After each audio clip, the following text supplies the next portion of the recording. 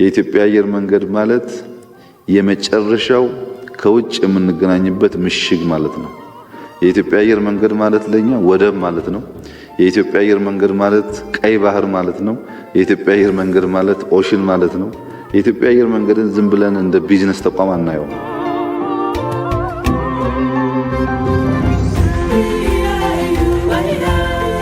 ዛሬ ያለው የአየር ቁጥር ብቻ ሳይሆን አሁን ያዘዘው የአየር ቁጥር ሲጨመር የሚገነባቸው የአየር መንገዶች ሲጨመሩ በእርግጥም ግዙፍ ተቋም መሆኑን ብቻ ሳይሆን በአፍሪካ ልክ እንደ ግብርና ሁሉ አንደኛው ተቋም ብቻ አይደለም፣ ሁለተኛው ተቋምን አየር መንገዳችንም በእጥፍ ደረጃ ይበልጠዋል።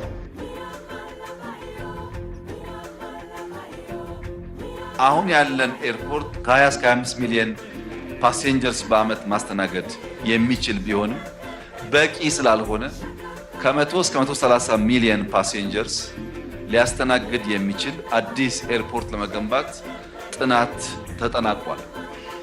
ይህ ኤርፖርት አሁን እኛ ካለን ኤርፖርት በኤር ዲስታንስ ከ40 ኪሎ ሜትር የሚያንስ ሆኖ ሁለቱ ኤርፖርቶች በባቡር የሚገናኙ ስለሆነ ይሄኛውንም ያኛውንም በጋራ ለመጠቀም ሰፊ እድል ይፈጥራል። በአፍሪካ ትልቁ አየር መንገድ መሆን ብቻ ሳይሆን ትልቁ ኤርፖርት ይሆናል ማለት ነው። ሜጋ ፕሮጀክት ነው። ሰፊ ስራ እየሰራን ነው። ይሄን ውጤት ካመጣን አየር መንገዳችን ከነበረው ክብር ከነበረው ዝና በተጨማሪ በኢትዮጵያ ኢኮኖሚ ውስጥ የሚጨበጥ ውጤት እያመጣ የሚቀጥል ተቋም ይሆናል።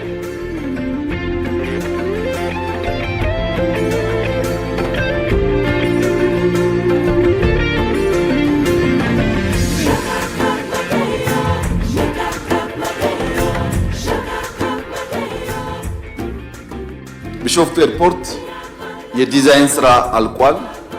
ኮንሰልታንት ተቀጥሯል። ነገር ግን ከፋይናንስ ጋር የሚያያዝ ጉዳይ የሚያስነሳው አንዱ አርሶ አደሮች ለዚህ ልማት ስፍራቸውን ሲለቁ እነሱን የምናስተናግድበት መንገድ የራሱ የሆነ ችግር ነበረበት ከዚህ ቀደም። ያ እንዳያጋጥመን ፕሮጀክቱ ሳይጀመር ሙሉ በሙሉ አርሶ አደሮች ቦታቸውን ሲለቁ ኑሯቸው ሳይስተጓጎል አማራጭ ቤትና የኑሮ ዘዬ እንዲከተሉ ሰፊ ስራ ተሰርቷል። ሰፊ እጅግ የሚያኮራ ስራ ተሰርቷል። አርሶ አደሮች ደስተኛ ሆነው ኑሯቸው ተሻሽለው ከወጡ እዚያ ቦታ የምንሰራው ኤርፖርት ዘርፈ ብዙ ጠቀሜታዎች ያመጣል። ኢትዮጵያ እስካሁን ባለው ሁኔታ ለውጭ በረራ የምትጠቀመው የቦሌ ኢንተርናሽናል ኤርፖርት ነው። ቦሌ ደግሞ አዲስ አበባ ስለሆነ ከፍተኛ አልቲቲዩድ ስለሆነ ከዚህ ራቅ ወዳለ ስፍራ የሚሄዱ አውሮፕላኖች በቂ ነዳጅ ነው ሊነሱ አያስችላቸው እና የግድ ዋሽንግተን የሚሄድ አውሮፕላን ደብሊን አርፎ ነዳጅ መቅዳት ይጠበቅበታል። አሁን የመረጥነው ቦታ እነዛን ችግሮች የሚፈታ ነው። በቂ ነዳጅ ነው። በአንድ ጊዜ ረዘም ያለ ቦታ መጓዝ ይችላሉ። በመውረድና በመውጣት ያለውን ኮስት ያው መገመት ይቻላል። ከዚያ በተጨማሪ ከ100 ሚሊዮን ፓሴንጀር በላይ በአመት የሚያስተናግድ ስለሆነ በአፍሪካ የመጀመሪያው ትልቁ አየር መንገድ ብቻ ሳይሆን ትልቁ ኤርፖርትም ይሆናል ማለት ነው። ይሄ ኢትዮጵያ በቀጣይነት በአየር ትራንስፖርት ውስጥ ሀብ ሆነ አፍሪካ ውስጥ አፍሪካን ከተቀረው ኮንቲኔንት ለማገናኘት ያላትን መሻት ለማሳካት በእጅጉ የሚያግዝ ነው።